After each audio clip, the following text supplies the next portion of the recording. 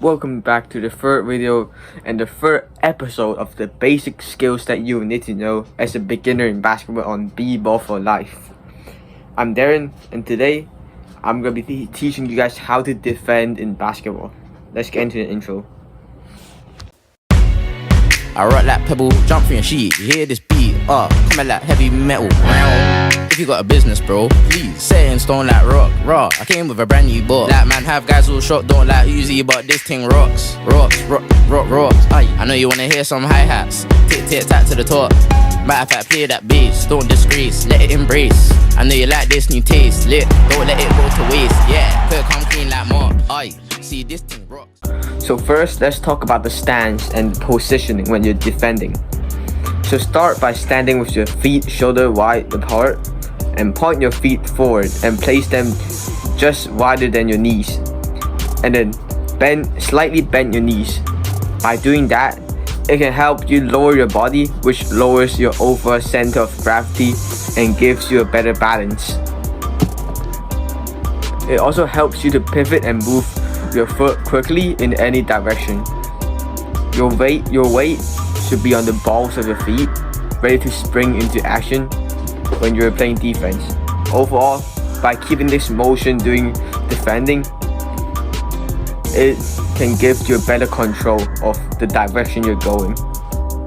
Also, overall, this motion should look like a squat position. Another thing you should do when you're defending is keep your hands active. One hand should be up to contest shots, and the other hand should be low on the ground to disrupt passing lanes. That could be done. And also maintain a low center of gravity, which not only helps you to stay balanced and also make you less predictable to your opponent. Focus on staying low and keep your back straight. This will enable you to react quickly to any offensive moves. Another tip for defending is to pressure your opponent by staying very close to them. If pressure is given to the attacker, this will increase the chances of them to make mistakes and lose control of the ball or creating a turnover. So let's talk about some defensive tactics. So first, let's talk about on-ball defense. So what is on-ball defense? So your objective when you're playing on-ball defense is to stay in front of the attacker and limit the options to pass or shoot. So remember, when you're playing on-ball defense, maintain a half-step distance, which allows you to react quickly without getting beat by your attacker. Use your feet to mirror their movements and make sure you shuffle your feet instead of crossing them together. So crossing your feet together will cause you to lose balance and you might fall to the ground. And it will also slows you down, which allows your opponent to get past you easily. Also, keep your body angled towards them and your hands up to disrupt their vision as they dribble.